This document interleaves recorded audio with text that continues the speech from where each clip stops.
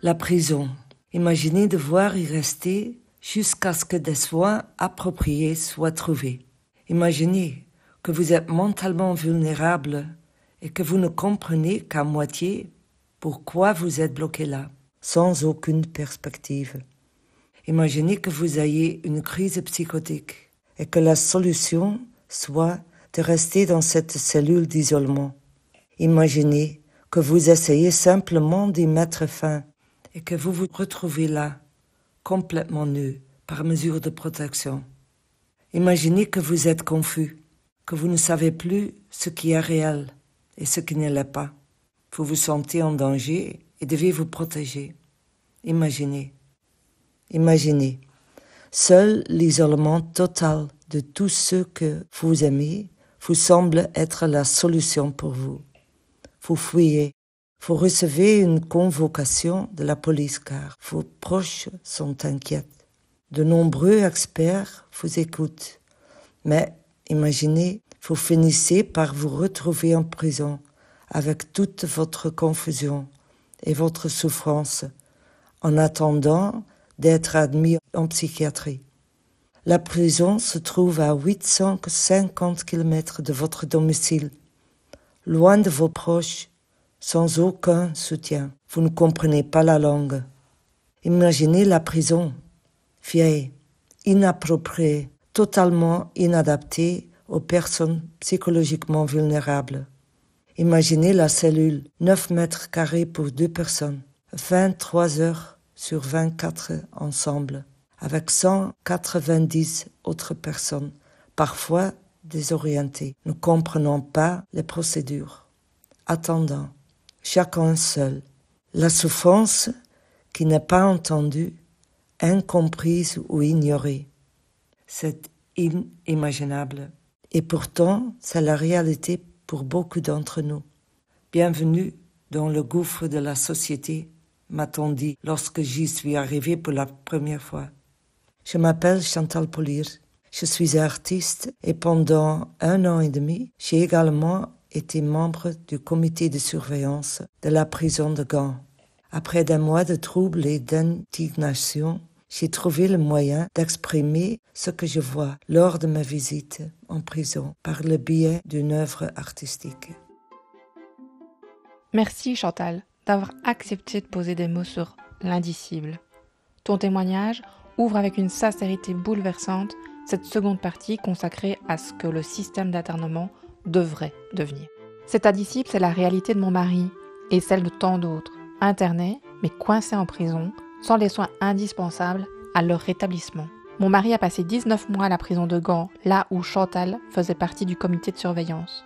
Il y était encore début 2025, enfermé dans l'un des gouffres de notre société. Aujourd'hui, il est dans une autre prison, un autre gouffre. Même absurdité, même violence, toujours aucun soin, aucun projet, aucun horizon. C'est notre quotidien. Et pourtant, nous sommes en Belgique en 2025, un pays riche, dit civilisé, où les politiques ont le pouvoir légal pour changer un système aussi obsolète qu'inhumain.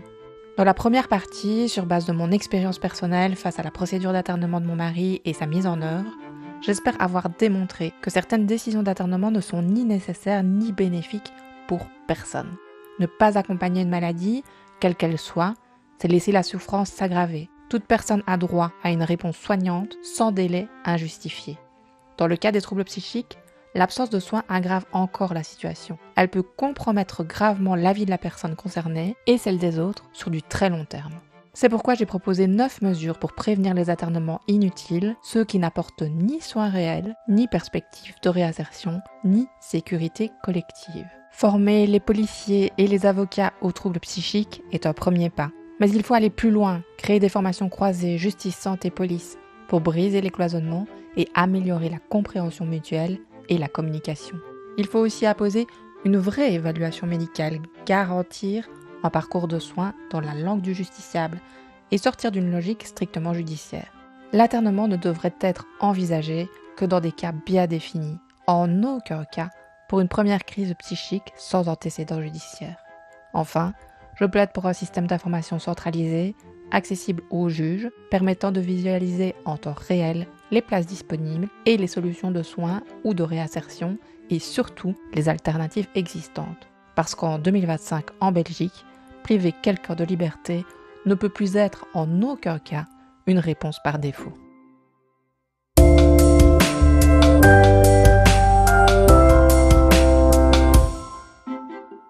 Dans cette seconde partie, je propose 11 mesures complémentaires indispensables quand l'internement a été la seule voie retenue par ce que nous nommons la justice. L'internement n'est légitime que s'il offre un soin réel et digne aux personnes concernées. Les 11 propositions suivantes visent donc à faire se rejoindre l'esprit de la loi à la réalité du terrain. Bienvenue dans cette seconde partie du 11e épisode d'Éclat d'esprit.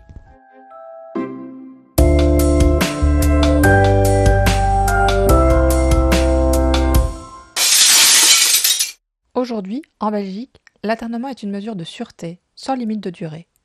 On peut donc être privé de liberté indéfiniment, sans échéance, sans point de repère, sans aucune perspective. Contrairement à une peine de prison, une mesure d'internement ne fixe aucun horizon clair. Pourtant, on parle bien de personnes atteintes d'un trouble psychique expertisé, reconnues non responsables de leur acte. Ce flou juridique et temporel a des conséquences humaines dramatiques. Pour la personne internée, ça représente une détresse et une angoisse immense, une perte de repères temporels, une démotivation à s'engager dans les soins, une perte progressive d'espoir qui compromet tout projet de rétablissement. Mi-juin, Laurine Sless, qui est éducatrice au sein de l'équipe de soins pour les internés à la prison de Gand, écrivait ceci sur les réseaux sociaux. « Comment vas-tu » me demande-t-il. « Bien, je réponds, mais fatigué. Et toi, comment vas-tu » Son regard se perd, comme si ses pensées l'emportaient ailleurs, tout à coup. « Je suis fatigué, moi aussi », finit-il par dire. Et je comprends exactement ce qu'il veut dire. Mais je continue. « Tu as mal dormi ?»« Je dors mal ici, en général, » dit-il avec un soupir. « Le stress de l'attente, c'est trop pour moi. Est-ce que ça va être encore un refus ? Est-ce qu'on va encore me dire que je dois rester ?» Il me regarde, cherchant une réponse que je ne peux pas lui donner. La dernière fois, je n'ai pas pu y aller parce que je suis intelligent. Je ne sais pas si je dois prendre ça pour un compliment. Si j'étais moins intelligent, j'aurais peut-être eu droit à de l'aide. Laurine poursuit son texte ainsi. À Gand, il faut en moyenne 6 mois après une décision d'internement pour qu'une personne passe devant une première audience devant la chambre de protection sociale. C'est pendant cette audience qu'on décide quelle aide est adaptée et quelles étapes doivent être mises en place. Soit ambulatoire, accompagnement en résidence, ou plus souvent encore, une place dans un centre de psychiatrie légale. Mais le problème est simple et accablant. Il n'y a pas de place. Tout est saturé. Les gens restent enfermés parce qu'il n'y a pas assez de lits disponibles pour qu'ils puissent passer vers l'aide appropriée. Même s'ils sont acceptés, ils attendent encore des mois d'incertitude sur une liste d'attente pour une place dans un service de psychiatrie légale. Ça varie beaucoup, mais facilement entre 4 et 5 ans. En attendant, ils sont ici, avec nous, à attendre. Attendre l'aide qui leur est reconnue, attendre une avancée, attendre une chance de recommencer. Personne ne devrait rester enfermé dans l'immobilité. Cette conversation, elle aurait pu l'avoir avec mon mari. Ce constat, il est également le mien. Cette situation est intolérable pour cette professionnelle, ses collègues, les personnes concernées évidemment, et nous, les proches, spectateurs impuissants de ce désastre. Je vous laisse écouter le témoignage du docteur Schepens. Je me présente, je m'appelle Pierre Schepens, je suis psychiatre et directeur général médical de mon groupe hospitalier Silva Médical. Au sein de ce groupe, nous avons une clinique psychiatrique, la clinique de la Forêt de Soignes, qui se trouve à Wavre, en Belgique. C'est dans cette clinique que j'ai créé une unité médico-légale dédiée au travail de rétablissement et de réinsertion de patients internés, libérés à l'essai. Ce que j'ai pu constater au fil des années, c'est que malgré une nouvelle loi, la situation s'est plutôt dégradée, car en effet, la mesure d'internement n'est pas une peine, mais une mesure de sécurité qui n'a pas de durée de fin précise.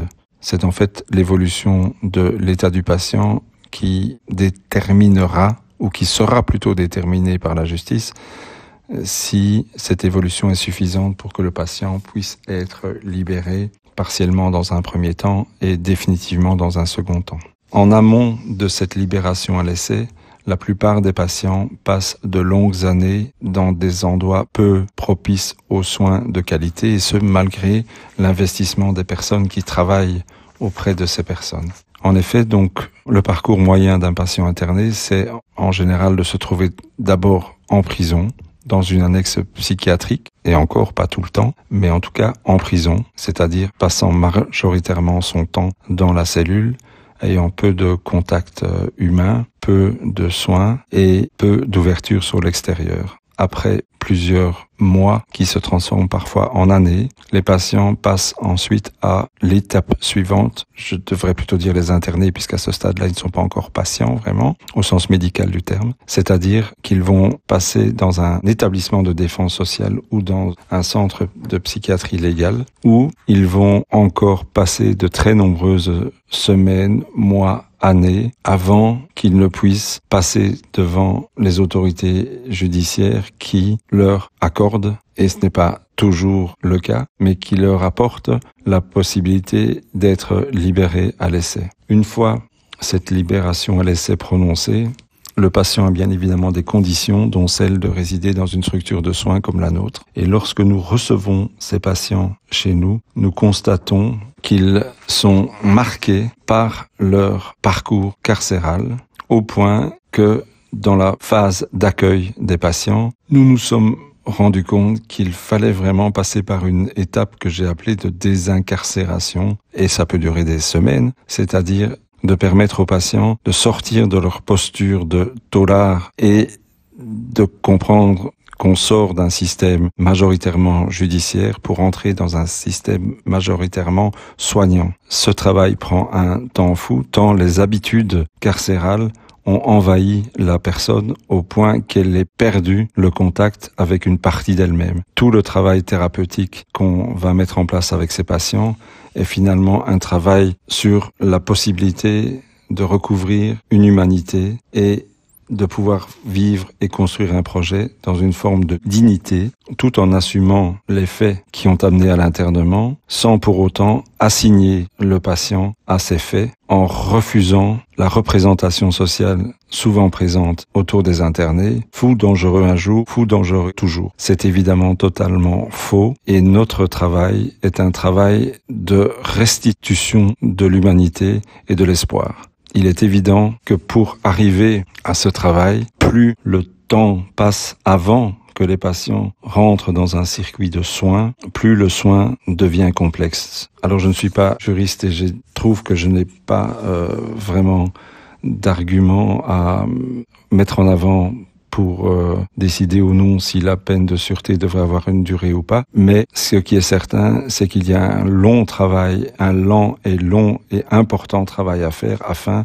de fluidifier le trajet de soins internés. Pour l'instant, tous les patients suivent le même trajet, quel que soit leur délit, quel que soit leur état. Tout le monde stagne comme dans un énorme embouteillage. Ce qui me paraît urgent de faire, c'est d'abord d'augmenter la place du soin par rapport à la place de la justice dans le dispositif, d'une part, et d'autre part, de pouvoir être plus souple et flexible dans les dispositifs de soins afin de briser ce cercle infernal en amont de la libération à l'essai, car pour réinsérer quelqu'un dans la société, il faut au moins qu'il était déjà inséré, et quoi que de plus difficile que de responsabiliser quelqu'un qui a été jugé irresponsable, certes pour un acte bien précis, mais au fil du temps, cette irresponsabilité finit par envahir toute l'entièreté de la personne qui ne se trouve plus en capacité de rêver et de se projeter dans l'avenir. Pour moi, ce temps de privation de liberté en prison, sans soins adaptés, doit être cadré dans le temps. Actuellement, il peut durer plusieurs années. Dans notre cas, mon mari est en prison depuis 29 mois pour des SMS qu'il a adressés à ses proches pour partager sa souffrance.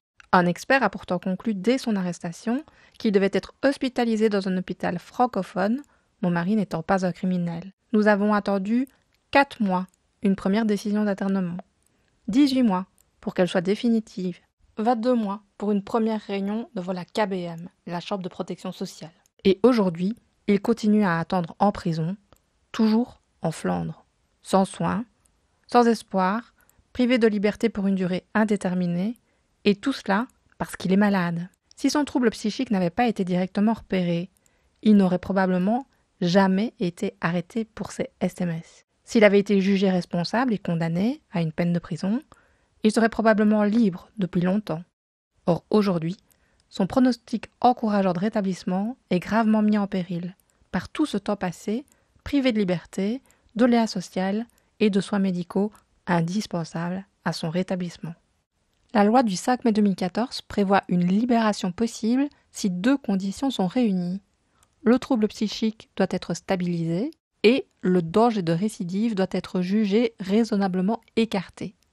Mais dans la pratique, un cercle vicieux s'installe. Rien ne permet de stabiliser un trouble psychique en prison.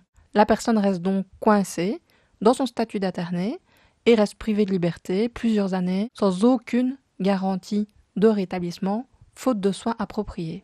Ma 10e proposition d'amélioration du système d'internement consiste donc à fixer une durée à cette mesure. Ce cadre temporel donnerait un cap et il obligerait à construire un véritable trajet de soins personnalisé, structuré, évalué régulièrement et à garantir et à programmer un véritable accompagnement.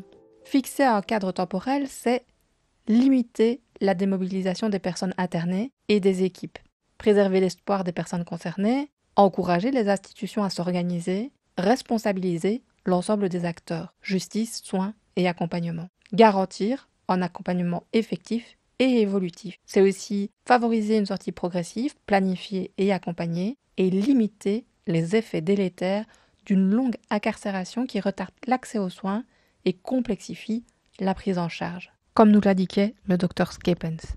Fixer une durée, ce n'est pas fragiliser la sécurité de notre société. Au contraire, c'est maximiser les chances de rétablissement d'une personne qui, tôt ou tard, sera libre. C'est éviter que les personnes malades voient leur état se dégrader, privées de soins. C'est reconstruire la justice sur des bases humaines et non sur l'abandon. Fixer une durée, c'est faire de l'internement un levier thérapeutique, c'est remettre une personne malade sur un trajet de vie plutôt que dans une spirale d'oubli. Parce qu'un jour sans espoir et sans accompagnement adapté, c'est déjà un jour de trop.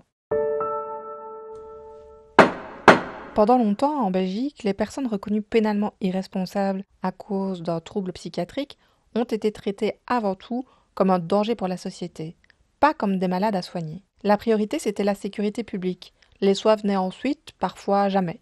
C'était l'esprit de la loi, dite d'ailleurs de défense sociale, adoptée en 1930. Il faut attendre 2014 pour un vrai tournant. Cette année-là, une nouvelle loi sur l'internement est votée. Elle reconnaît enfin 2 choses. Oui, il faut protéger la société, mais qu'il faut aussi soigner les personnes internées pour qu'elles puissent un jour se stabiliser et se réinsérer. Et ce droit aux soins est inscrit dans la loi. C'est une obligation légale que l'État a l'obligation de faire respecter. Ça, c'est la théorie. En pratique, c'est une autre affaire. Depuis plus de 10 ans maintenant, la situation des personnes internées en prison est interpellante. En mai 2024, on comptait encore 1041 personnes internées que la Belgique laisse croupir en prison sans soins psychiatriques adaptés, souvent pendant plusieurs années. Et ce chiffre ne cesse d'augmenter d'année en année. La Belgique a été condamnée à plusieurs reprises par la Cour européenne des droits de l'homme pour cette absence inexcusable de soins. Pour la Cour européenne, c'est clair, la Belgique viole de manière récurrente les articles 3 et 5 de la Convention européenne des droits de l'homme, qui interdisent les traitements inhumains ou dégradants et qui garantissent le droit à la liberté et à un contrôle effectif de la détention. Depuis 2012, la Cour européenne des droits de l'homme a rendu au moins 6 arrêts individuels contre la Belgique pour avoir maintenu des personnes internées en prison sans soins psychiatriques adaptés. Le dernier arrêt a été rendu il y a presque un an, en août 2024. Le droit est là, écrit noir sur blanc. Mais dans les faits, on continue d'enfermer sans soigner. Depuis 2016, donc depuis presque 10 ans, la Cour européenne reconnaît que l'internement n'est pas un problème déplorable isolé, mais que c'est un problème systémique. Autrement dit, nous ne sommes pas face à un accident, nous sommes confrontés à un système défaillant, qui depuis plus de 10 ans piétine ses obligations les plus fondamentales envers les personnes les plus vulnérables. Et ces 6 arrêts de 2012, 2013, 2014, 2016, 2019 et 2024 ne sont que la part visible du problème. Selon la Cour elle-même, il y a des dizaines d'autres cas similaires. En tout, près de 40 requêtes individuelles ont été introduites depuis 2011 pour des faits similaires. Et ce système défaillant, ma famille en paye le prix fort. Mon mari est en prison depuis 2 ans et demi pour des SMS. Sa vie, celle de nos enfants, la mienne, est suspendue dans l'ombre d'un internement sans soins, sans espoir, sans justice. Alors concrètement, que risque la Belgique face aux condamnations de la Cour européenne des droits de l'homme ? Eh bien, pas grand-chose. Il n'y a pas d'amende automatique, pas d'ordre de construire des hôpitaux, pas d'obligation immédiate de changer la loi. La Cour constate, elle condamne, mais elle ne peut pas forcer physiquement un État à agir. Et pourtant, ne rien faire a un coût. Un coût politique, de plus en plus lourd. D'abord, la Belgique perd en crédibilité sur la scène internationale. Elle se présente comme un État de droit qui défend les droits humains. Mais quand elle laisse des personnes vulnérables, malades, enfermées sans soins dans des cellules de prison année après année, cette image s'effondre. Ensuite, c'est une question d'image publique. Chaque condamnation, chaque rapport accablant, chaque interpellation politique est un coup de projecteur qui rappelle qu'en 2025, en Belgique, on traite encore les malades psychiatriques par l'isolement carcéral. Les médias en parlent, les ONG dénoncent, les familles se mobilisent et refusent désormais de se taire. L'indignation grandit. Il y a aussi un coût humain, pour ceux qu'on enferme, pour leurs proches, et aussi pour tous ceux qui, dans leur profession, croisent la route des personnes internées et de leurs familles. Eux aussi ont décidé récemment de prendre la parole publiquement. Il y a aussi un coût financier. La Belgique est de manière récurrente contrainte d'indemniser individuellement les internés bafoués. Et même si de mon point de vue ces indemnités sont dérisoires au regard de ce qui est brisé et perdu pendant ces années de détention, le coût global des indemnisations commence à peser. Les recours s'enchaînent, les plans d'action à répétition s'enchaînent aussi. Tout cela coûte plus cher à long terme, peut-être même plus cher au final que le financement des changements inéluctables auxquels la Belgique devra tôt ou tard faire face. Mais c'est aussi et surtout une question d'éthique, de justice, de reflet de notre société et du monde dans lequel nous choisissons de vivre. Combien de condamnations faudra-t-il encore à la Belgique pour qu'elle agisse réellement ? En décembre 2024, un signal fort a été envoyé. Le comité des ministres du Conseil de l'Europe, qui assure le suivi des condamnations prononcées par la Cour, a tiré la sonnette d'alarme. Il a adopté une résolution intermédiaire sévère contre la Belgique. Il a appelé à régler sans délai un problème structurel vieux de 12 ans. Il demande 3 choses claires. À court terme, renforcer l'offre de soins en prison, tant pour les personnes internées que pour les autres détenus souffrant de troubles psychiques. Mettre fin aux violations des droits fondamentaux des personnes internées par la création de places dans des structures de soins extérieures aux prisons. Le comité recommande également de mettre en place de véritables trajets de soins afin de faciliter le transfert et la sortie des personnes internées. Et il a fixé un délai clair. Si d'ici mars 2026, soit dans 8 mois, aucune avancée notable n'est constatée, le comité pourrait enclencher une procédure d'infraction à l'encontre de la Belgique. C'est une mesure rare mais symboliquement puissante. La Belgique serait ainsi placée sous surveillance renforcée comme l'élève en échec qu'elle est. Ma 11e proposition consiste donc simplement à ce que chaque condamnation donne lieu à un plan d'action concret, contraignant et mis en application sans délai. Et si d'ici 8 mois rien ne change, que la procédure d'infraction à l'encontre de la Belgique soit engagée. Parce que respecter nos droits fondamentaux, ce n'est pas négociable. Parce que soigner dans la dignité, dans la langue de la personne concernée, dans un environnement thérapeutique réel, ce n'est pas un privilège. Ce sont des obligations légales qui ont déjà plus de 10 ans. Il est grand temps que la Belgique assume enfin ses responsabilités. Ce n'est pas un problème de moyens, mais un manque cruel de volonté politique. Se revendiquer état de droit, tout en violant la Convention européenne des droits de l'homme, c'est une contradiction que la Belgique et nous, citoyens, ne pouvons plus ignorer.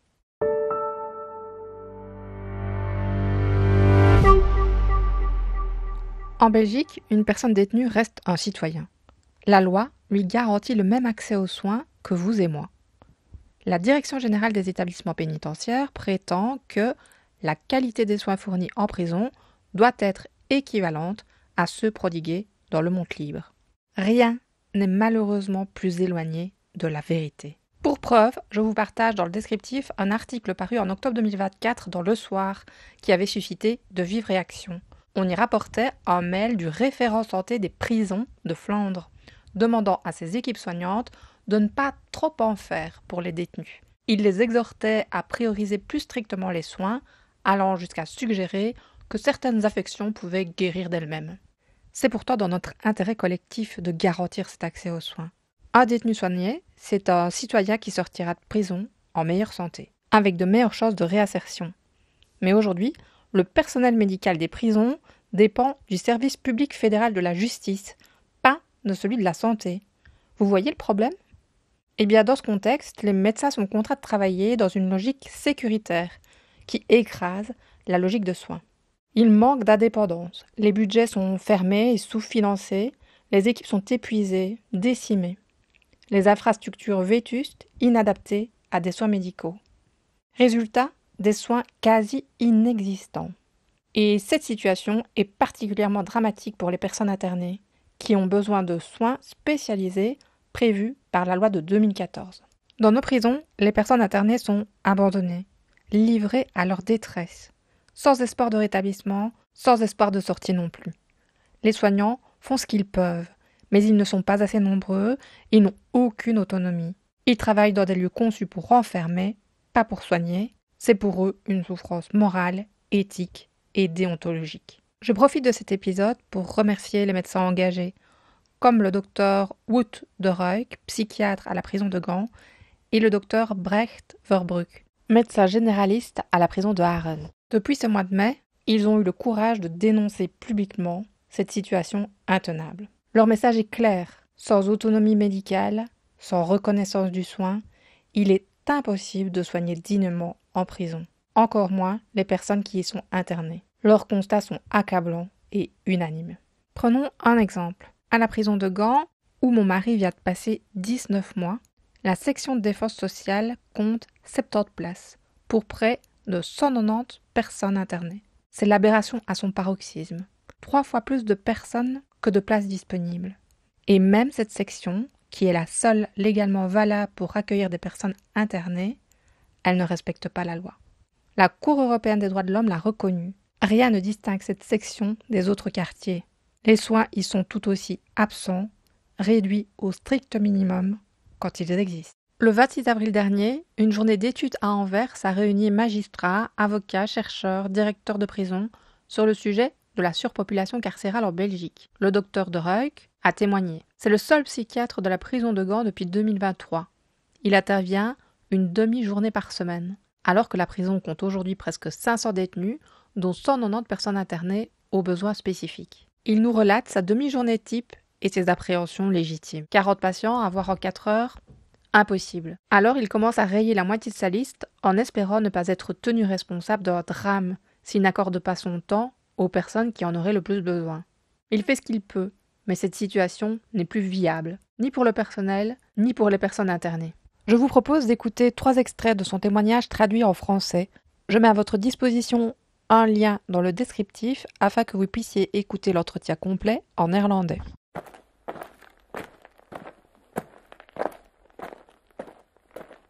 Oui, merci. Alors peut-être pour commencer, mettre les choses en perspective. Dans la prison de Gand, il y a actuellement, je pense, environ 190 internés dans un centre de psychiatrie légale. Et dans le CPL d'Anvers et le CPL de Gand, si je m'abuse, il y a environ 160 internés. Donc ça doit être à peu près ça. Et à l'heure actuelle, ils comptent là-bas 4 psychiatres par CPL, je crois, dont la plupart travaillent quand même à mi-temps, pour vous donner un ordre d'idée. Donc en général, ma demi-journée type dans la prison commence entre 13h et 15h de l'après-midi et se termine quand j'ai fini de voir ma liste. Donc celle-ci peut parfois se terminer vers à peu près, on va dire que ça peut durer jusqu'à 21h. Donc cette demi-journée qui a lieu une fois par semaine dure environ 8 heures. Voilà, donc j'arrive à la prison, les infirmières ont préparé une liste pour moi, donc pour les personnes auxquelles je dois rendre visite, qui doivent être examinées donc, et pour lesquelles il y a des questions psychiatriques. Donc il y a 40 personnes sur cette liste à peu près. Je commence à penser, d'accord, ok, il y en a beaucoup et que je vais donc devoir faire avec cette liste. Et donc, nécessairement, pour dégager du temps, je commence à rayer autant de noms que possible parce que je ne veux pas avoir les 40 détenus. Sur quoi je me base pour rayer, car certains ont déjà été vus la semaine dernière. Donc, y a-t-il maintenant un nouveau problème important ou est-ce que c'est la suite d'un problème précédent ? Peut-être que je peux changer le traitement sans voir cette personne, ce qui n'est pas correct, bien sûr, d'un point de vue déontologique. Et pour être clair, mais heureusement, j'ai déjà eu rendez-vous avec cette personne, bien sûr. Et si son médicament ne fonctionne pas, je peux éventuellement augmenter la dose. Et ça, il le sait déjà. Donc, je continue à rayer, et tout d'un coup, on me dit, vous ne devez pas supprimer celui-là, parce que vous l'avez vu la semaine dernière, et maintenant, il est suicidaire. Donc, je me dis, merde, je peux donc pas supprimer celui-ci. Donc, je continue de parcourir cette liste, et pour les 15 à 20 personnes que j'ai retenues, j'apprends la liste des médicaments par cœur, parce que bien sûr, je n'ai pas tous les dossiers avec moi, et au moment où je vais voir les gens, je suis à de la porte de la cellule. Donc voilà, je ne sais pas forcément ou vraiment quels médicaments ils prennent jusqu'au moment où je parle avec eux et que c'est eux qui m'indiquent lequel ils prennent. Voilà. Sinon, je dois revoir une prescription médicamenteuse et je dois retourner à mon ordinateur forcément pour ouvrir un dossier dans notre programme médical. Et ça peut prendre environ 2 minutes pour ouvrir le dossier, ce qui est extrêmement lent parce que le programme est lent. Alors pour ces 20 personnes, j'ai déjà perdu 40 minutes rien que pour ouvrir les dossiers une seule fois. Bon, pendant ce temps, ils me disent « Ah, au fait, tu as déjà vérifié tes mails ?» Alors ça, bien sûr, ça va être compliqué parce que pour les 200 mails que j'ai reçus depuis la semaine dernière, ça va être difficile à faire. Et donc j'essaye de voir ces gens. Je vois la première personne à travers le Judas de sa cellule qui commence à me crier dessus.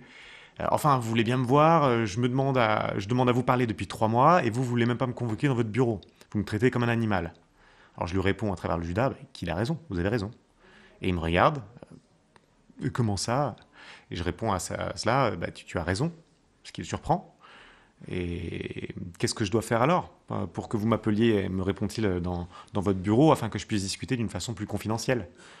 Moi, je ne peux pas répondre autre chose que je veux bien le faire, mais il y aura besoin de 3 ou 4 semaines d'attente parce que j'essaie de rassembler plusieurs personnes pour les voir dans mon bureau. Et pendant ce temps, l'infirmière me suit et note tout ce que je dis à chaque personne pour que je n'oublie pas, bien sûr, parce que quand on voit ces 20 personnes, à la fin, on ne sait plus forcément ce qu'on a dit, à qui exactement, comment et quoi.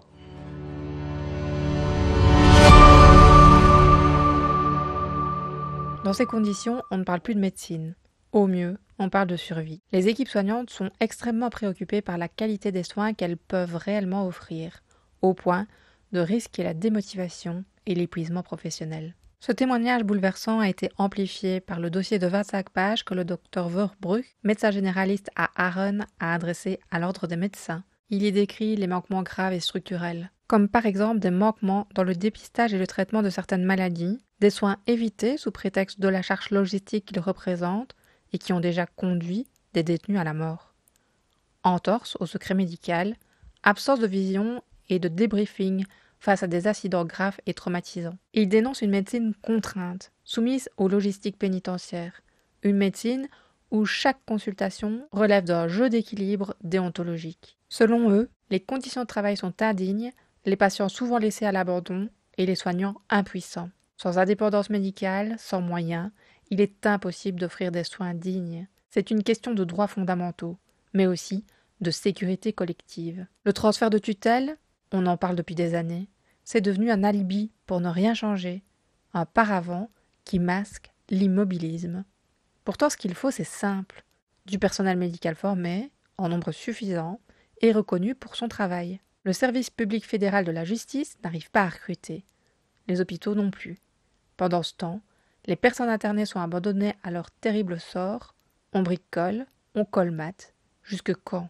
Jusqu'à ce que tout craque ? Ma 12e proposition consiste donc à créer les conditions d'un accès réel, continu et éthique aux soins médicaux en prison. Changement de tutelle ou pas, il est temps de sortir d'un système où les droits fondamentaux sont constamment relégués derrière la logique sécuritaire. Garantissons l'indépendance éthique et clinique des soignants comme à l'hôpital. Harmonisons leurs conditions avec le système public de la santé, coordonnons les soins avec l'extérieur pour éviter les ruptures de parcours et surtout, renforçons les équipes, psychiatres, psychologues, éducateurs, assistants sociaux, etc. Des effectifs adaptés à la réalité du terrain, pas des quotas vieux de 7 ans. Car aujourd'hui, c'est une honte nationale et internationale. Une honte qui maltraite les soignants dévoués. Une honte qui traite des personnes malades comme des criminels. Une honte qui prive des citoyens de toute chance de rétablissement et de réinsertion. Mon mari a passé 19 mois dans la prison de Gand, entre juillet 2023 et février 2025. Le témoignage du docteur Doreuck en est d'autant plus bouleversant. Pendant toute cette période, il a été le seul contact médical potentiel pour mon mari. Et cela sans même parler de la barrière de la langue, qui empêche toute compréhension fine de ses pensées et de ses émotions. Or, c'est précisément ce lien, cette écoute, qui aurait été crucial pour tenter d'apaiser son trouble psychotique. Voilà donc 19 mois de vie pour lui, pour nos enfants et pour moi, jetés à la poubelle. Et autant de mois supplémentaires perdus dans des soins qui seront au final d'autant plus longs, sans plus aucune certitude d'atteindre le rétablissement qui était pourtant à portée de main avant son arrestation.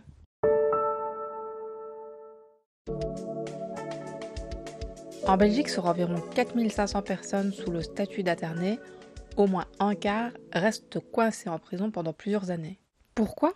Par manque de place, mais surtout par manque de volonté politique de créer de vraies alternatives dignes. Ces personnes sont gardées par des surveillants pénitentiaires non formés aux troubles psychiques. Résultat, des incompréhensions dramatiques et des sanctions qui peuvent être totalement inadaptées. La réalité actuelle est insoutenable. Une personne internée peut passer des mois sans être vue par un psychiatre. Ils n'ont pas le temps de suivre les patients de façon régulière. Ils réagissent aux urgences, faute de moyens. Parfois, il est trop tard. En raison du nombre très limité d'heures de psychiatrie disponibles, la seule thérapie proposée, ce sont des médicaments, si la personne internée l'accepte. Et là encore, ils sont distribués par des gardiens pénitentiaires non formés et non informés sous le sceau du secret médical. Le personnel ne sait pas ce qu'il donne ni pourquoi, sans aucune idée des effets secondaires ou des risques en cas d'arrêt du traitement. Et les infirmiers psychiatriques, quant à eux, sont privés d'une mission essentielle, l'observation quotidienne, ce lien furtif mais précieux au moment de la distribution. Résultat, les traitements qui sont la seule option thérapeutique en prison sont mal pris, mal observés, mal adaptés. Alors soyons clairs, dans un tel cadre, la stabilisation psychique est un mirage. Les constats sont accablants. Peu importe la prison, c'est partout pareil. Ma 13e proposition est simple. Toute personne internée doit être suivie par une vraie équipe de soins dûment formée et présente chaque jour. Concrètement, un psychiatre doit recevoir chaque personne internée au moins une fois par mois, en entretien réel, dans un bureau fermé. Un service infirmier doit être présent 24 heures sur 24, notamment pour distribuer et ajuster les traitements, tout en observant leur efficacité. Des psychologues, des éducateurs, des assistants sociaux doivent être en nombre suffisant et travailler ensemble pour développer l'offre de soins au-delà du seul traitement médicamenteux. Une section psychiatrique distincte, adaptée aux soins, doit être prévue avec des espaces confidentiels, un environnement apaisé et des activités thérapeutiques. Une transformation radicale du fonctionnement est indispensable pour les personnes internées comme pour les soignants, dont la vie pour les premiers et le sens de l'engagement professionnel pour les seconds sont gravement mis en péril.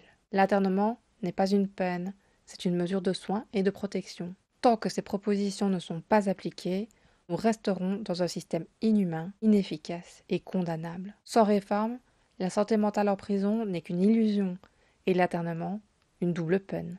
Ma famille et moi subissons personnellement cette double peine depuis déjà 29 mois et pour une durée indéterminée. Le rétablissement de mon mari est gravement mis en péril, le temps nous est compté.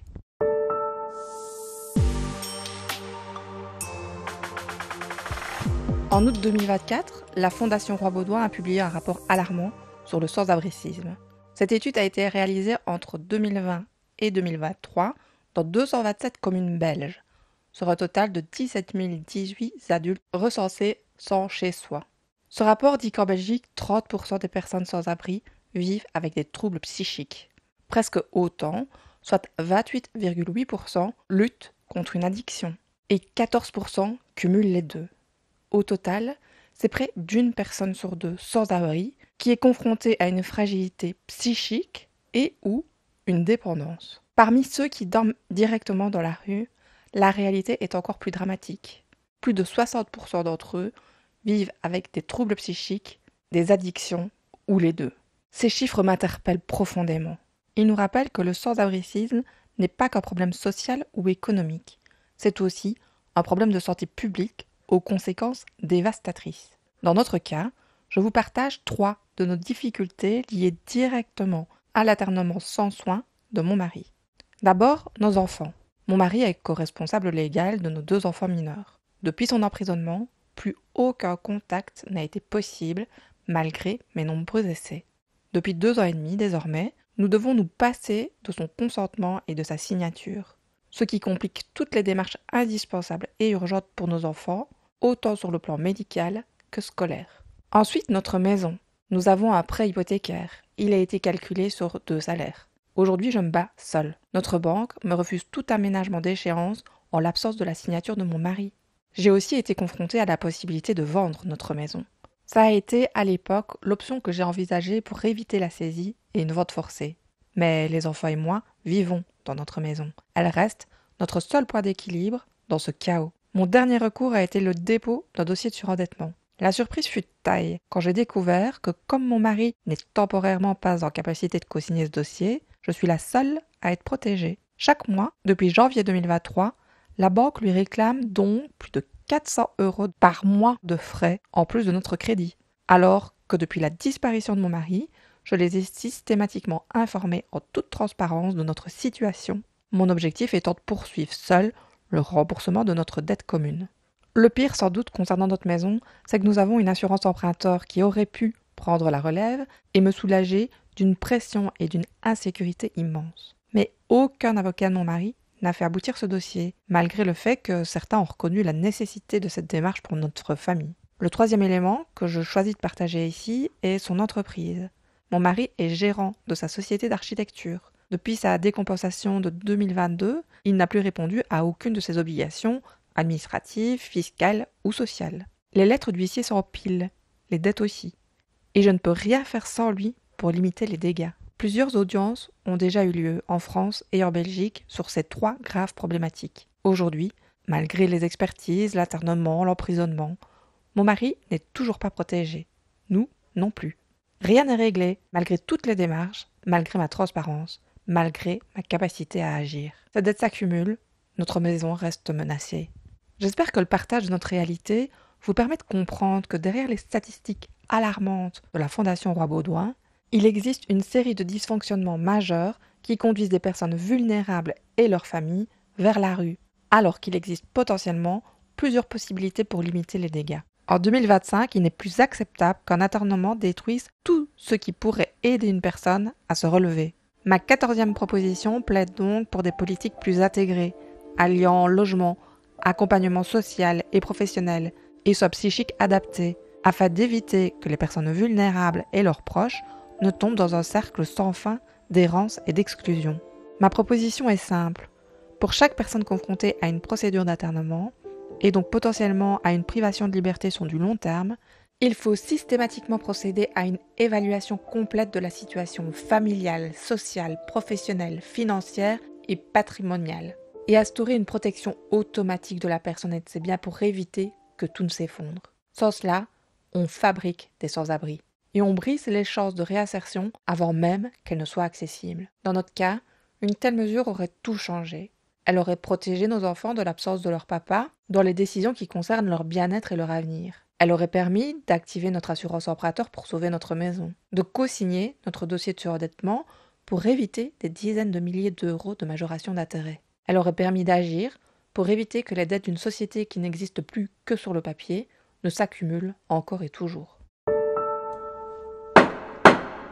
La Cour européenne des droits de l'homme l'a rappelé à de nombreuses reprises. Placer une personne internée dans une prison, sans soins adaptés et sans recours effectif pour contester cette situation, viole les articles 3 et 5 de la Convention européenne des droits de l'homme. Pourtant, le recours existe sur le papier, mais dans les faits, pour beaucoup de personnes internées, il reste un mirage. Depuis des années, des personnes internées comme mon mari se retrouvent en prison faute de place dans les hôpitaux, sans moyen clair de contester cette prolongation de leur internement et sans moyen pour faire valoir leurs droits. Faute de formation spécifique, de connaissances approfondies et de temps, beaucoup d'avocats, souvent commis d'office pour ce type de dossier, ne peuvent leur consacrer l'attention, l'énergie et l'expertise qu'ils méritent. Et même lorsqu'un avocat compétent et dévoué saisit la Chambre de protection sociale ou invoque la Cour européenne des droits de l'homme, les décisions tardent, ne sont pas appliquées ou se heurtent à l'absence de structures adaptées. Aujourd'hui, rien ne force l'État belge à agir vite ni à réparer les violations infligées aux personnes internées. Un recours qui ne contraint pas l'État à respecter la Convention européenne des droits de l'homme n'est pas un recours pour moi, mais une imposture. C'est une façade juridique, une mascarade qui piétine nos droits fondamentaux les plus élémentaires. Résultat, les personnes internées stagnent des mois, souvent des années, dans des conditions condamnées par la Cour, sans soins, sans perspective, sans réponse institutionnelle. Dans notre cas, après des mois de démarche, j'ai fini par comprendre quel recours déposer pour que le dossier de mon mari remonte du fond du gouffre des oubliés. Mais même si je passe au-dessus du fait que chaque recours introduit prend potentiellement la place d'un autre être humain, qui attend lui aussi depuis des années de sortir de cet enfer. Le paradoxe cruel reste le suivant. La justice a interné mon mari car ses capacités de jugement et le contrôle de ses actes sont, en l'absence de soins adaptés, abolis. Et pourtant, c'est à lui, impacté par la maladie, enfermé, sans accès à l'information, de se défendre et d'agir pour lui-même.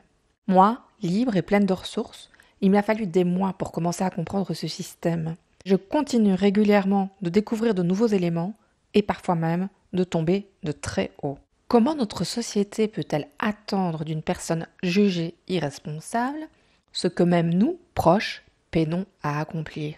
Comment est-il possible que je ne puisse pas agir au nom de mon mari, dans son intérêt, en attendant qu'il reçoive les soins nécessaires pour se défendre à nouveau lui-même? Ma 15e proposition consiste donc à permettre aux proches d'agir dans l'intérêt de la personne concernée quand il s'avère factuellement qu'elle n'agit pas dans son intérêt. Exécuter immédiatement les arrêts de la Cour européenne des droits de l'homme. Plus question d'attendre des années de rapports et d'excuses. Déclencher un contrôle et créer une astreinte automatique. Chaque jour de retard dans l'exécution d'une décision doit être sanctionné financièrement à hauteur du préjudice subi et au bénéfice de la victime. Garantir une procédure rapide, indépendante, sans obstacle administratif et dans la langue du justiciable, évidemment. Comme l'a rappelé la Cour européenne des droits de l'homme, un recours effectif est une condition essentielle de l'état de droit. Sans lui, nos droits fondamentaux restent théoriques et illusoires. Il est temps que la Belgique cesse de traiter les personnes internées comme des citoyens de seconde zone. Je rappelle qu'on parle ici de vie humaine et de santé. Mon mari, et tant d'autres, n'ont pas à payer le prix de l'inertie d'un État qui ne respecte pas ses obligations légales. Dans le processus d'internement d'un proche, nous, les familles, nous retrouvons projetés dans les méandres d'un labyrinthe juridique, médical et administratif, sans repère ni accompagnement. Le recours à un avocat n'est pas toujours financièrement possible. Les avocats spécialisés sont rares et surchargés. Les autres, par méconnaissance, peuvent aggraver la situation. Une fois que les institutions prennent le relais, nous sommes mis à l'écart. Pourtant, bien souvent, ce sont nous, les familles, qui avons tiré la sonnette d'alarme, sollicité de l'aide, tenté de maintenir un cadre et de protéger notre proche. Sous prétexte qu'il est majeur, donc présumé autonome, comme si la maladie n'était qu'une case à cocher, sans répercussion sur les capacités de la personne à agir dans son intérêt. Le secret professionnel et médical deviennent des murs infranchissables, au détriment de la personne concernée et de la connaissance globale de son parcours. Nous sommes effacés, niés, ignorés, alors que nous serons potentiellement les seuls présents sur tout le parcours qui a été conçu désormais pour se dérouler hors des murs des centres fermés. Ce silence institutionnel aggrave tout. Il nuit aux proches concernés par la maladie, il abîme les liens, casse la confiance, freine et rend encore plus complexes les soins, avec des conséquences sur du très long terme. En tant que famille, nous vivons l'internement comme une triple peine. Voir notre proche privé de liberté, constater l'absence de soins adaptés et devoir affronter seul un système complexe et inconnu, sans accompagnement ni protection. Quand j'entends que souvent les internés sont sans famille, ça me fait bondir. Vous l'avez compris, il faut être sacrément accroché pour surmonter tous les bâtons qu'on nous met dans les roues, pour garder ne fût-ce que le contact ou rester informé de l'évolution du dossier. La situation est encore plus difficile à gérer quand en plus on découvre que cette situation est sans limite de temps, sans soins, sans espoir. Aucune famille ne devrait affronter seule une procédure d'internement. Aucun professionnel ne devrait se passer des familles essentielles dans un parcours de rétablissement et de réinsertion réussi. Il est temps de reconnaître que, tout comme l'apparition des troubles psychiques, l'internement ne touche pas uniquement la personne concernée, mais impacte l'ensemble d'un système, bien souvent sa famille. L'accès à la formation, au soutien et à la transparence est une exigence minimale pour un bénéfice commun. Ma 16e proposition consiste donc à ce que les familles soient enfin reconnues comme des partenaires légitimes du parcours de justice et de soins. À ce titre, elles doivent bénéficier d'un accès clair, structuré et respectueux à l'information, ainsi que d'un soutien adapté tout au long du processus. Je recommande également que les familles soient informées dès le début de ce que signifie une mesure d'internement, des étapes qu'elle applique et qu'un interlocuteur clairement identifié leur soit désigné. Elles doivent aussi pouvoir disposer d'un espace pour signaler les dysfonctionnements lorsqu'ils surviennent. Récemment, lors d'une réunion animée par l'UNAFAM pour des partenaires sociaux, un professionnel a dit « Si vous fermez la porte aux familles, elles passeront par la fenêtre ». C'est exactement ça. Plutôt que de finir tous épuisés, enfermés dans les tensions et les silences, écouter les familles, c'est avancer ensemble. C'est ouvrir la voie à des solutions concrètes, là où aujourd'hui, trop souvent, on est coincé dans une impasse. Je vous laisse écouter le témoignage de Stéphanie Lemestré, coordinatrice internationale de l'association francophone Pro-Famille. Si le parcours est compliqué pour le patient, il l'est tout autant pour sa famille. Quoi que les soignants ou les intervenants en pensent, derrière leur patient, il y a une famille en souffrance, en questionnement. Une famille qui ne souhaite qu'une chose, que son proche puisse avoir la meilleure qualité de vie possible. Cette maman témoigne en disant que son fils a connu un parcours chaotique et à ce jour il l'est encore. De tout va bien à tout va mal, et cela depuis une quinzaine d'années.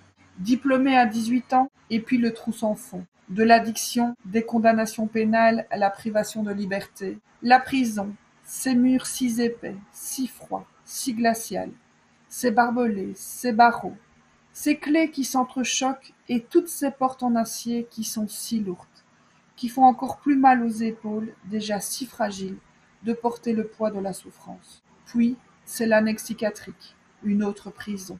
Il y a une expertise ordonnée par le juge. Mon fils est atteint de schizophrénie paranoïde et de toxicomanie. Je balance entre tristesse et soulagement. Le soulagement l'emporte. Depuis plusieurs années, les politiques visent à intégrer les soins au sein de la communauté à travers des services ambulatoires, tout en valorisant le rétablissement et l'implication des usagers dans leur parcours de soins. Toutefois, cette évolution a entraîné un transfert progressif des responsabilités vers les familles, qui sont perçues comme des ressources essentielles pour le soutien quotidien des patients. Comme l'observent Hélène Daftian et Régine Selle, la famille, autrefois stigmatisée comme potentiellement à l'origine des troubles, est désormais considérée comme une solution permettant le maintien du patient dans son milieu de vie. Selon une étude récente menée auprès des aidants proches en Belgique par la plateforme de santé mentale bruxelloise, 73% des répondants se sentent isolés dans la prise en charge de leurs proches. Ce manque de communication accentue le sentiment d'isolement des aidants et peut gravement compromettre l'alliance thérapeutique essentielle pour le bon déroulement de la prise en charge. Sans oublier que la santé mentale des aidants proches est également durement touchée, avec 75% des patients signalant un impact sur leur bien-être psychologique. Un dernier message adressé aux familles. Faites-vous confiance. Si vous pressentez quelque chose au fond de vous, vous avez raison. C'est nous, ses proches, sa famille, qui le connaissons le mieux. Insistez auprès des soignants. Ne lâchez rien. Gardez espoir. J'étais impuissante et j'ai maintenant un pouvoir d'action sur ma propre vie et en aidant d'autres familles. Ne restez pas seuls face à ce combat, car l'aide est nécessaire pour nous aider à continuer, à avancer dans ce long combat qui est celui de toute notre famille. Dans notre cas, j'ai vécu le silence des institutions comme une profonde injustice. J'ai été celle qui a cherché de l'aide, contacté les services, tenté de comprendre ce qui se passait. Mais la procédure d'internement a été un véritable parcours du combattant. En néerlandais, à 850 km de chez nous, avec des audiences sans cesse reportées, alors que j'avais en plus à composer avec 2 enfants mineurs, scolarisés en France, dont le seul souhait était de retrouver leur papa. Et une fois l'internement prononcé, c'était pire encore. Derrière ce mot et ses beaux principes, tout s'est écroulé, en l'absence totale d'un réel accès aux soins urgents prescrits. Pas d'appel, pas d'explication, pas de personne ressource, juste un vide abyssal. Et le père de mes enfants, en prison, avec une situation qui se dégrade. Entre-temps, la justice a changé mon statut d'épouse je suis devenue victime. Un rôle dans lequel je ne me reconnais pas et qui dresse encore plus de barrières dans la tête d'une personne en souffrance psychotique et aussi dans le discours des avocats méconnaissant les maladies. Mon mari a été transféré d'établissement 3 fois sans que nous soyons prévenus. Et pourtant, il garde tous ses droits sur nos enfants. Son avis, sa signature sont régulièrement requis, sans possibilité de le joindre.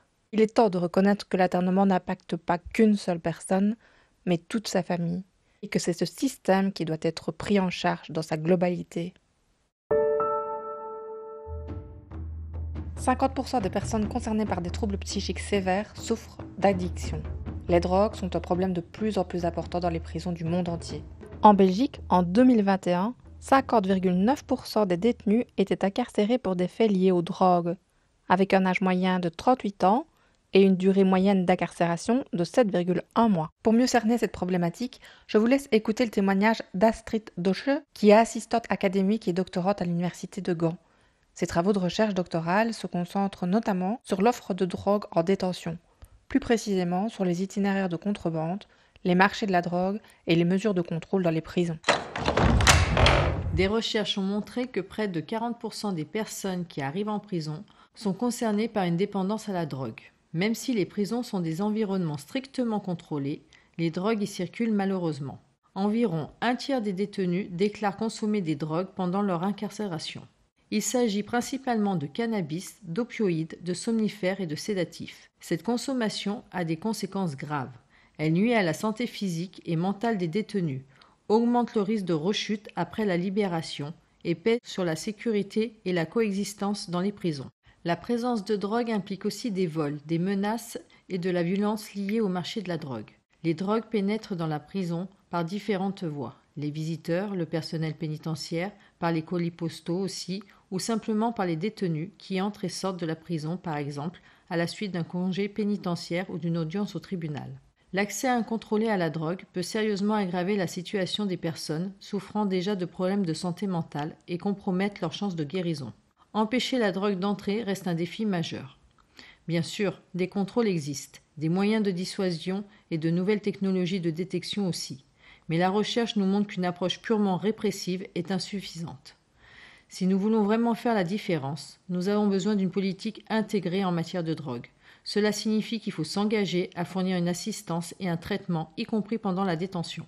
Il est nécessaire de mettre en place des conseils psychologiques, des thérapies de substitution et d'organiser des quartiers sans drogue.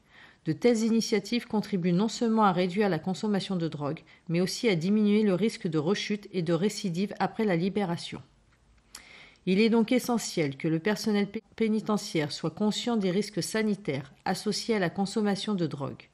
Il est essentiel d'identifier les problèmes à un stade précoce. Si le personnel sait à quoi s'attendre, il peut intervenir plus rapidement et orienter les personnes détenues vers une aide appropriée au plus vite. Aujourd'hui, en Belgique, il n'existe pas de procédure standard de dépistage systématique de la toxicomanie ou des problèmes psychiatriques à l'arrivée en détention. Pourtant, cela apporterait une énorme valeur ajoutée pour mettre en place des programmes de soins adaptés. Enfin, une bonne prise en charge ne s'arrête pas au mur de la prison.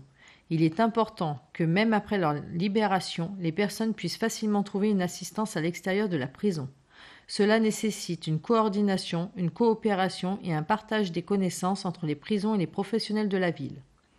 C'est pourquoi il est crucial que le personnel pénitentiaire soit non seulement attentif à la sécurité, mais aussi suffisamment formé pour reconnaître les problèmes médicaux et psychologiques liés à la consommation de drogue. La période de détention est l'occasion d'atteindre un groupe vulnérable qui n'a qu'un accès limité aux services liés à la drogue en dehors de la prison. À la suite de mes échanges avec la Dr Doche, la ministre de la Justice Annelies Verlinden annonçait sur les réseaux sociaux que le Conseil des ministres avait approuvé mi-juillet l'instauration de tests de dépistage obligatoires dans les prisons, les centres de détention et les maisons de transition. L'objectif, renforcer la sécurité et améliorer la santé et les perspectives de réinsertion des détenus. Cette annonce est une avancée qui offre 2 leviers importants. Une photographie plus fiable de la consommation en détention et une porte d'entrée vers un accompagnement si et seulement si un véritable accès aux soins est prévu. Mais si ces tests restent cantonnés à une logique de contrôle et de sanction, ils risquent d'accroître la stigmatisation des personnes les plus vulnérables, d'induire une consommation plus risquée et plus difficile à détecter, et donc plus globalement, de nuire à la santé publique comme à la sécurité en prison. Il ne suffit donc pas de dépister, il est primordial de comprendre les usages, d'accompagner les personnes dépendantes et d'inscrire cela dans un parcours de soins global. La docteure Mathilde Argot, spécialiste en psychiatrie et en addiction, que vous avez entendu dans l'épisode 10 d'Éclat d'esprit, a tenu à rappeler ici l'importance pour toute personne et surtout pour les personnes vulnérables ou à risque, telles que les personnes internées, d'être tenues à distance de toute consommation de substances car un trouble d'usage, qui est un trouble à part entière, peut favoriser globalement une dégradation de la santé mentale. La docteure Argot nous rappelle aussi qu'il est très important de savoir que le sevrage à une substance ne doit pas être pris à la légère. Par exemple, pour le cannabis, les symptômes de sevrage tels que l'anxiété, l'irritabilité, les sueurs, les troubles du sommeil, etc. perdurent environ 28 jours. Un autre exemple, le sevrage brutal et non accompagné à l'alcool est le seul à être potentiellement mortel. Donc dans tous les cas, s'il y a consommation de substances, ça peut fragiliser d'autant plus la santé mentale. Et s'il n'y a plus accès à la substance, les symptômes de sevrage sont à prendre en compte et à surveiller médicalement de près. Cette toute récente initiative belge sera donc un succès uniquement si ces tests s'inscrivent dans un véritable parcours de soins avec un dépistage global dès l'entrée en détention, à la fois pour l'usage des drogues qui, comme le docteur Argot nous le rappelle, est déjà à lui seul un trouble psychiatrique, mais aussi un dépistage des troubles psychiatriques pour protéger les personnes les plus vulnérables. La prison peut être une occasion unique de repérer, stabiliser et réorienter des personnes souvent en rupture avec tout suivi médical. Mais pour ça, il faut cesser de voir l'usage comme une faute et commencer à le voir comme le signal d'alerte qu'il est, et surtout comme une chance de tendre la main. Cela suppose d'investir dans une approche globale, humaine, coordonnée, durable. Est-ce là l'attention de la Belgique ? Aujourd'hui, la question reste entière. Ma 17e proposition, en lien avec les personnes internées et l'omniprésence des drogues en prison, consiste donc à renforcer la vigilance du personnel pénitentiaire, à la fois dans les annexes psychiatriques et les sections de défense sociale des prisons, et de manière plus générale auprès de toutes les personnes qui vivent avec un trouble psychique et qui se retrouvent souvent avec les détenus de droit commun. En cas de dépendance avérée, désormais rendu possible par le test que notre gouvernement instaure, le bienfait du sevrage devrait être étudié avec un psychiatre et le sevrage accompagné par une équipe médicale. Sensibiliser systématiquement chaque membre du personnel pénitentiaire aux conséquences psychiatriques de l'usage de substances psychoactives est essentiel. Tout comme former tous les intervenants en contact avec les personnes internées par décision de justice ou reconnues comme malades en réaction à l'enfermement. Cette formation serait conçue par des experts et des chercheurs en psychiatrie, en addictologie et en réduction des risques. Ils sont nombreux en Belgique à dédier leurs recherches à ces sujets. Saisissons-nous de l'abondante littérature pour enfin mettre en place des initiatives cohérentes avec la réalité du terrain. Dans le cas de mon mari, les experts médico-légaux ont stipulé noir sur blanc dans leur rapport que la personne concernée doit rester abstinente de toute consommation de substances. Cette recommandation est cruciale pour sa santé et son avenir. Alors qu'avant son incarcération, mon mari était totalement abstinent, ce que plusieurs analyses médicales réalisées sur plusieurs mois confirment, savoir que depuis 29 mois et pour une durée indéterminée, la prison aggrave sa vulnérabilité et sa souffrance, l'omniprésence des drogues constitue un facteur de risque supplémentaire. Cela compromet ses chances de rester abstinent, ce qui aggraverait encore son état de santé global et détériorerait son pronostic de rétablissement. Quand une maladie psychique survient, c'est un séisme. Ni la personne concernée, ni ses proches, n'y sont préparés. On se retrouve démunis, dans un flou total. On hésite, on attend, on s'inquiète. Et c'est encore plus vrai quand notre proche ne reconnaît pas ses troubles. C'est ce qu'on appelle un défaut d'insight, un symptôme qu'on retrouve chez plus de 60% des personnes qui souffrent de troubles psychotiques. Or, sans reconnaissance de la maladie, il devient extrêmement difficile d'obtenir un consentement aux soins. Pendant ce temps, la souffrance grandit et trop souvent, l'ultime solution, c'est la mise en observation sous contrainte, voire l'internement, si la personne en souffrance a commis un délit du fait de sa maladie et de l'absence de soins. Ma 18e proposition vise à offrir à chaque famille confrontée à la maladie d'un proche et a fortiori dans le cadre d'une hospitalisation sous contrainte ou d'une procédure d'internement, un accès facilité et structuré à la psychoéducation, même sans diagnostic établi. Le rétablissement passe aussi par un parcours de formation et d'acceptation des proches, qui ont également tout un cheminement à faire en parallèle de celui du proche malade. Que chaque personne concernée par un trouble psychique puisse, dès que possible, profiter d'un parcours de psychoéducation pour devenir spécialiste de sa maladie et acteur de son rétablissement. L'éducation thérapeutique du patient est un processus d'apprentissage par lequel une personne acquiert des compétences pour comprendre ses troubles, gérer sa maladie, connaître son traitement et reprendre du pouvoir sur sa santé et sa vie. Hors période de crise, il est également essentiel que notre proche soit accompagné pour rédiger ses directives anticipées. Un atout inestimable est de faire cette démarche avec un père aidant qui est une personne rétablie d'un trouble psychique et qui partage son savoir expérientiel. Les directives anticipées en psychiatrie permettent à nos proches de se questionner suffisamment et donc de se connaître parfaitement pour être en mesure de repérer les signes précoces d'une éventuelle crise afin d'en empêcher l'aggravation et, le cas échéant, d'organiser sa prise en charge médicale avant que la crise ne rende notre proche inapte à consentir. Cette démarche confère à toute personne qui vit avec un trouble psychique un certain contrôle sur sa maladie et favorise son accord aux soins. Ces documents évolutifs sont à ajouter au dossier médical du patient et à partager avec les proches pour qu'on sache tous comment mieux agir quand le sol se dérobe sous nos pieds. La Belgique gagnerait à créer une version nationale unique, inspirée du livret Mon GPS de Psycom, adapté à son propre système de soins et de justice. Ce document, clair, pratique et co-construit, serait utilisé partout, par les patients, les proches, les soignants, les magistrats et les avocats, pour faciliter l'anticipation des crises et soutenir les trajets de soins et les besoins spécifiques de chaque personne. Ces leviers doivent devenir des standards du parcours de soins. Un proche d'une personne concernée par un trouble psychique qui suit un parcours de psychoéducation est un véritable allié au rétablissement et un véritable facteur de réduction des rechutes. Une personne qui vit avec un trouble psychique, qui suit un parcours de psychoéducation et rédige ses directives anticipées, sera en mesure d'anticiper une crise et donc de solliciter de l'aide avant de ne plus être en capacité de consentir aux soins nécessaires pour stabiliser son état. Je vous laisse écouter le témoignage de Stéphanie Lemestré, coordinatrice internationale de l'association francophone Profamille. La famille comme un nouvel acteur du soin psychiatrique. Selon le sociologue Normand Carpentier, à mesure que s'intensifie le mouvement de désinstitutionnalisation, les décideurs et les politiciens considèrent la famille comme une source privilégiée du soutien émotionnel et social, ainsi que comme un lieu de relocalisation du patient en psychiatrie. On découvre alors les vertus des soins informels. L'environnement professionnel s'appuie de plus en plus sur la famille pour fournir un soutien matériel et potentiellement des soins à long terme aux personnes concernées par les troubles psychiques. La famille, autrefois perçue comme cause des problèmes, est ainsi devenue une solution pour maintenir la personne dans son milieu de vie. Ce glissement se traduit par une perte de la dimension institutionnelle au profit d'un soin ancré dans l'intime. La maison familiale devient alors le lieu de vie, de soins, de convivialité. Le projet de soins, de rétablissement, notamment pour certaines personnes atteintes de schizophrénie, consiste à leur permettre de revenir parmi les autres.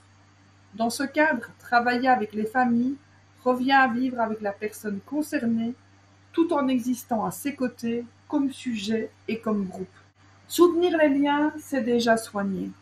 Il ne s'agit pas de faire des proches des soignants, mais de les aider à rester présents et à maintenir leurs proches dans la famille.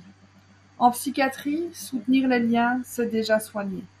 C'est ce que permet la psychoéducation familiale. Mieux comprendre la maladie, sortir de la culpabilité, prévenir l'épuisement des familles.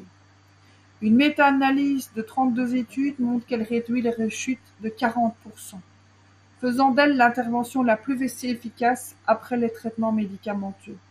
Elle améliore également l'humeur des familles, diminue les hospitalisations et même celles sous contrainte, et favorise de meilleures interactions familiales. Comme en témoigne cette maman, la formation Profamille m'a permis de comprendre la maladie de mon fils et de mieux communiquer avec lui. Je me suis sentie comprise. J'ai apprécié les échanges avec les animateurs et j'ai rencontré d'autres personnes dans cette même situation. Je ne me culpabilise plus et je suis moins anxieuse. En effet, ces formations redonnent sens, compétences et liens aux familles. Pourtant, en Belgique, elles restent trop peu accessibles, alors qu'elles pourraient prévenir un nombre d'hospitalisations et de ruptures. Les directives anticipées, prévenir plutôt que subir. Les directives anticipées, surtout rédigées avec un père aidant, sont un outil puissant de prévention. Elles permettent de repérer les signes de crise, d'organiser l'intervention en amont et de restaurer une forme de contrôle et d'alliance thérapeutique. Une étude française menée par la PHM, le Centre hospitalier Le Vinatier et le GHU Paris Neurosciences, publiée dans JAMA Psychiatrie, montre que les hospitalisations sans consentement baissent de 30% en un an chez les personnes ayant rédigé des directives avec un père aidant. Une triple utilité, autant pour la personne concernée, la famille et les professionnels du soin. Informer, soutenir et former les familles n'est pas un luxe, c'est un soin à part entière. Cela évite des années de souffrance, redonne le pouvoir d'agir à la famille et à la personne concernée et soutient l'équipe soignante. C'est un bénéfice tant pour la personne concernée, pour la famille et pour les professionnels. Stéphanie Lemestré sera mon invitée pour l'épisode 18 d'Éclat d'esprit, le 22 octobre prochain. Cet épisode sera dédié au programme de psychoéducation pro-famille. Dans notre cas, la psychoéducation a été d'une grande aide, alors que mon mari a été interné par décision de justice en Belgique et alors que nous n'avions aucune information, un diagnostic en néerlandais, pas d'interlocuteur, pas de plan. En Belgique, nous étions face à un silence pesant, un emprisonnement totalement inattendu, avec 2 enfants à soutenir et à protéger, dont le seul souhait était de retrouver leur papa. En France, heureusement, les enfants et moi avons intégré très rapidement un parcours de psychoéducation via Bref, qui s'est ensuite étoffé avec d'autres programmes tels que Léo, Prospect, bientôt Pro-Famille. Cela nous a permis de mettre des mots, des repères, de comprendre ce qui joue, comment agir, comment nous préserver au mieux, et de ne plus être seul face au vide, et dans notre cas, face à l'absurde. L'épisode d'Éclat d'esprit du 8 septembre prochain sera consacré à ces programmes avec le docteur Romain Ray, psychiatre au centre hospitalier du Vinatier à Lyon. Il dirige le centre lyonnais pour les aidants en psychiatrie, le CLAP. La vie carcérale est incompatible avec les besoins en soins. Le recours à la coercition, à l'isolement et aux sanctions disciplinaires n'est pas conforme aux objectifs thérapeutiques, d'autonomie et de rétablissement. De plus, l'isolement en prison est parfois utilisé sur de longues périodes, ce qui est préjudiciable. Sans cadre strict, la durée effective de l'isolement dépasse parfois les limites légales de 9 jours pour l'isolement disciplinaire à 14 jours pour une punition.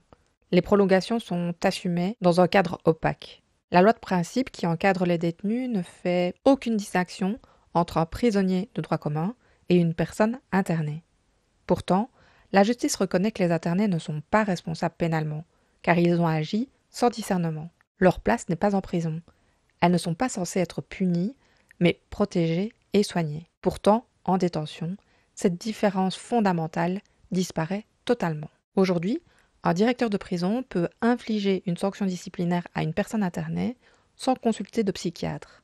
Cela revient à nier la nature même de l'internement, qui est censé relever d'un cadre de soins.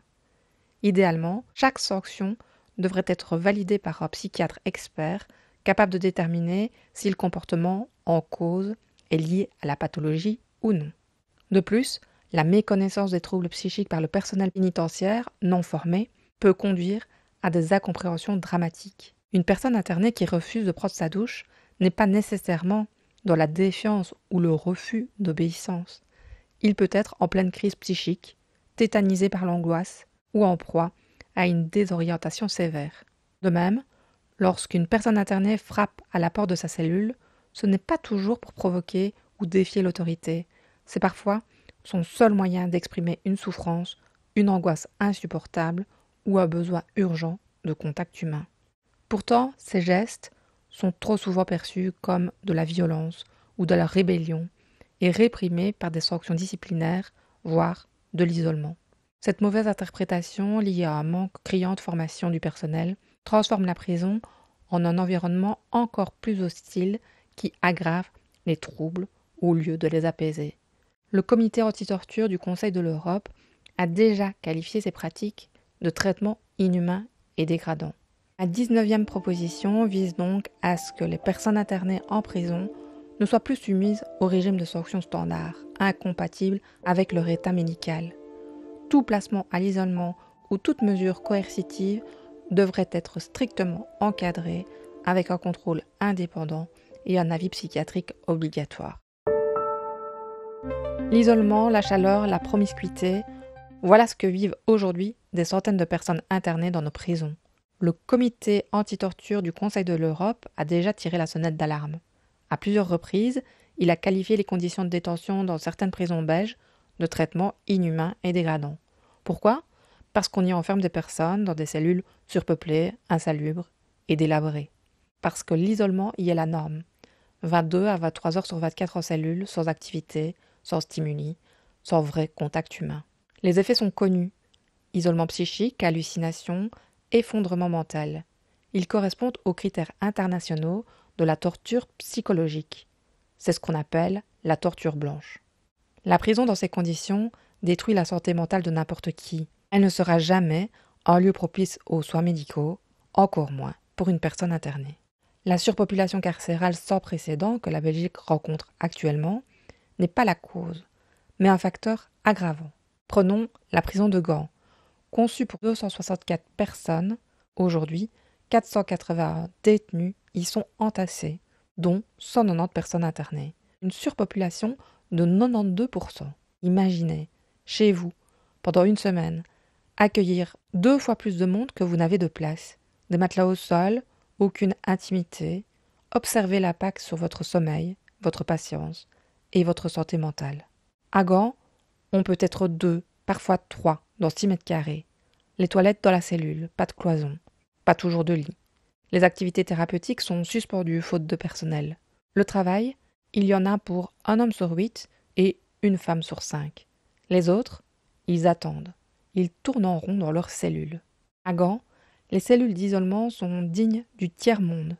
Et pourtant, malgré l'odeur nauséabonde, malgré la saleté, certains détenus demandent à y être enfermés en guise d'ultime échappatoire à une promiscuité insupportable. Et là, l'ironie devient glaçante. En Belgique, une vache a droit à 9 mètres carrés. En prison, un homme survit souvent dans 6 mètres carrés, parfois à 3. Alors que le décret exige actuellement une surface minimum de 10 mètres carrés pour un prisonnier seul, 12 mètres carrés à 2 et 15 mètres carrés à 3 personnes, ce qui relève malheureusement de la fiction.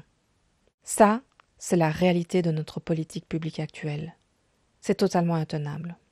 Et comme si tout ça ne suffisait pas, il y a la chaleur suffocante. Le directeur de la prison de Merksplas a récemment tiré la sonnette d'alarme dans la presse. Mais ce qu'on oublie tous de dire, c'est qu'en cas de canicule, les personnes sous psychotropes sont plus à risque de décès.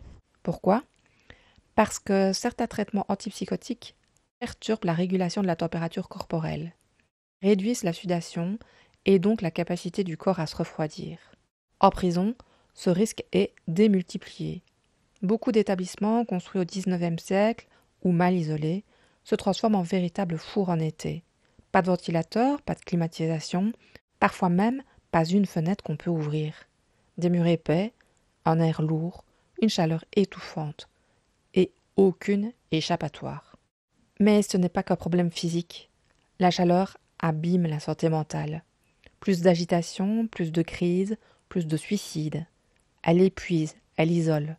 Elle rend plus difficile encore l'adaptation des personnes fragiles. S'hydrater, se rafraîchir. Et comme la déshydratation concentre les médicaments dans le sang, le risque de surdosage augmente. Alors oui, il faut adapter les traitements, augmenter la surveillance, veiller à l'hydratation. Mais surtout, il faut rappeler ceci, la prison ne protège pas, elle met en danger. Dans ces conditions, il est urgent de penser des lieux de soins, des alternatives dignes et respectueuses de la santé physique et mentale, des espaces pensés pour l'accueil, l'écoute, le rétablissement. Le séjour des personnes internées en prison doit être interdit. Bien que je partage à 100% cette idée, ce sont ici les propos de Marc Neve, président du Conseil central de surveillance pénitentiaire. Il les partage dans le rapport conjoint avec Unia, publié ce 5 juin 2025. Il a ajouté « Il faut promouvoir des alternatives à la détention pour toutes les personnes souffrant de troubles mentaux en soutenant leur recherche d'hébergement et de soins. » D'ailleurs, des alternatives expérimentales existent déjà. Une initiative unique à Marseille a fait l'objet d'un reportage de France Inter le 23 mai dernier. L'association Just a mis en place un lieu de répit, un espace non médicalisé où l'on peut venir en crise ou en post-crise, entouré d'intervenants en santé mentale. On y vit quelques jours, comme en colocation. On s'y repose, on y est écouté et surtout, on ne s'y sent plus seul. Ce genre d'accompagnement devrait être la norme. Un lieu sécurisant, sans violence ni isolement, où l'on peut se reconnecter à soi-même et commencer à croire à nouveau à un avenir possible. Ce type d'accompagnement mérite d'être reconnu et soutenu. Il incarne une réponse humaine face à la souffrance, loin de l'isolement et des solutions standardisées. J'ai aussi le plaisir de vous faire découvrir une autre initiative belge, cette fois-ci, présentée par Élise Termotte, qui est entre autres membre de la commission de surveillance de la prison de Gand. Je vous remercie de me permettre de vous faire part aujourd'hui d'une initiative de l'ASBL de Huizen. Nous faisons campagne depuis des années pour une politique de détention différente. Une politique qui considère que la dignité humaine, la guérison et la réintégration non pas comme des conditions préalables, mais comme des points de départ. La mission de Huizen est de faire en sorte que si nous choisissons d'enfermer des personnes, nous le fassions dans des centres de détention de petite taille plutôt que dans des prisons. Pour ce faire, nous essayons d'extraire toutes sortes de groupes de ces prisons, y compris le groupe de personnes présentant une vulnérabilité psychiatrique qui sont internées. Ces dernières années, plusieurs centres de psychiatrie légale ont été créés en Belgique. Ces CPL étaient censés apporter une réponse à un scandale qui dure depuis des années. Le fait que des personnes faisant l'objet d'un ordre d'internement soient tout simplement maintenues en prison, sans soins appropriés, sans perspective d'avenir. Ne vous méprenez pas, il était grand temps de faire quelque chose. Mais entre-temps, nous constatons que les CPL deviennent souvent des points d'arrivée. Il n'y a que peu ou pas d'évolution vers la psychiatrie classique. Les gens y restent bloqués. Et ceux qui y causent prétendument des problèmes sont souvent renvoyés en prison. Nous nous retrouvons donc à nouveau dans un cercle vicieux. Les prisons se remplissent à nouveau d'internés. Les conditions de détention y sont inadaptées et inhumaines. Et entre-temps, les gardiens de prison demandent, à juste titre, une interdiction légale de continuer à enfermer des internés chez eux. Nous devrions alors oser nous interroger. Que dit de notre société le fait qu'elle brise des personnes mentalement et qu'elle leur refuse ensuite les soins dont elles ont besoin? L'organisation à but non lucratif de Huizen affirme qu'il est possible de faire les choses différemment. Nous préconisons un changement de cap fondamental. Pas d'institutions à grande échelle avec des barreaux et des portes tournantes, mais des maisons de soins médico-légaux à petite échelle, intégrées dans la société, axées sur le rétablissement et non sur le contrôle.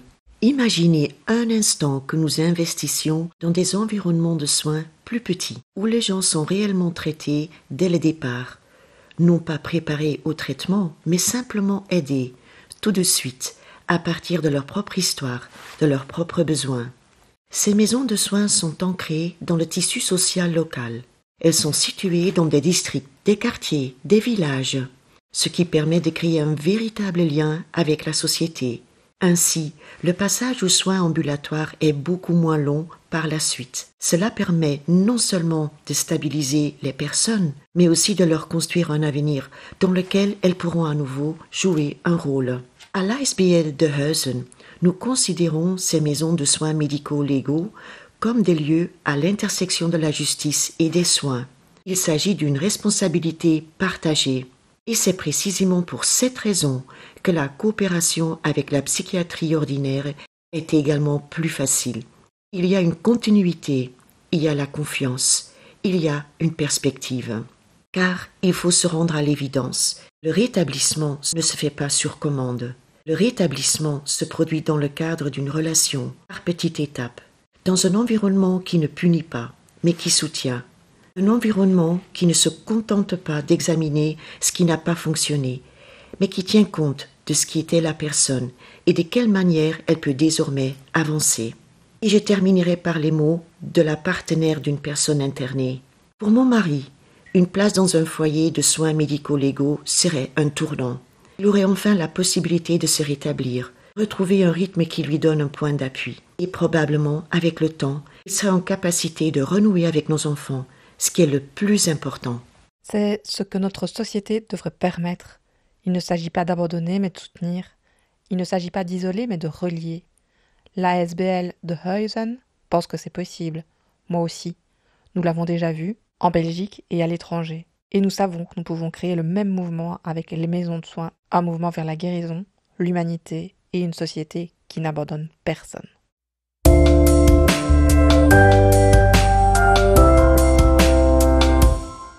Avant de conclure, je tiens à remercier toutes celles et ceux qui ont échangé avec moi, qui ont pris la parole et qui ont eu la générosité de partager leur expérience. Merci aussi à tous ceux qui ont prêté leur voix pour la version francophone. Je veux adresser une gratitude toute particulière à Bernadette Vleming et Elliot Barcet, dont l'engagement, la rigueur et la sensibilité ont été essentiels pour donner vie à la version néerlandophone. Un immense merci également à Chantal Polier, qui a su construire une introduction d'une justesse et d'une profondeur remarquables. Ni coupable, ni soigné, mais enfermé. C'est ça, l'aternement en Belgique. Je suis Hélène et je refuse cette injustice. Mes 20 propositions sont nées d'un besoin impérieux, celui d'alléger sans attendre le quotidien de mon mari, parce qu'il doit pouvoir sortir de cet enfer et trouver un chemin vers le rétablissement. Mais ces propositions ne sont que des pansements qui ne suffiront pas à guérir un système en échec. La véritable transformation ne viendra pas d'un simple ajustement de procédure. Elle viendra d'un changement de regard, de pratique et de valeurs. Nous devons construire des solutions collectives et communautaires qui remplacent les approches institutionnelles dominées par la contrainte et les tribunaux. Nous devons offrir des soins adaptés, coordonnés, au bon moment, dans le cadre de vie des personnes et de leurs proches. C'est ainsi que nous éviterons bien des drames, avant même qu'ils n'arrivent. Le changement, c'est aussi investir dans la prévention, bien en amont des crises, c'est changer le récit qui associe encore trop souvent les troubles psychiques à la dangerosité. Ce récit est faux, il stigmatise et il empêche ceux qui souffrent de demander et d'accéder à l'accompagnement adapté. Il est temps de repenser collectivement notre société. Il est temps d'en finir avec l'idée que la psychiatrie coercitive est la seule réponse possible. Il est temps de bâtir des solutions qui s'ancrent dans les droits, les besoins et la capacité d'agir et de se rétablir des personnes. C'est dans cette direction que je souhaite vous laisser pour aujourd'hui, parce que c'est là que naîtra le vrai changement.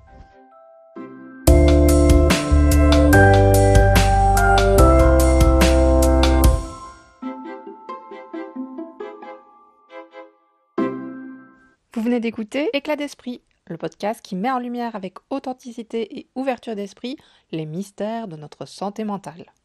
Ici, nous explorons les failles de notre esprit pour mieux comprendre ses forces. Nous brisons les tabous, on déconstruit nos idées reçues et nos préjugés, on parle espoir et rétablissement. Entre éclat de voix et éclat de rire, nous partageons nos expériences.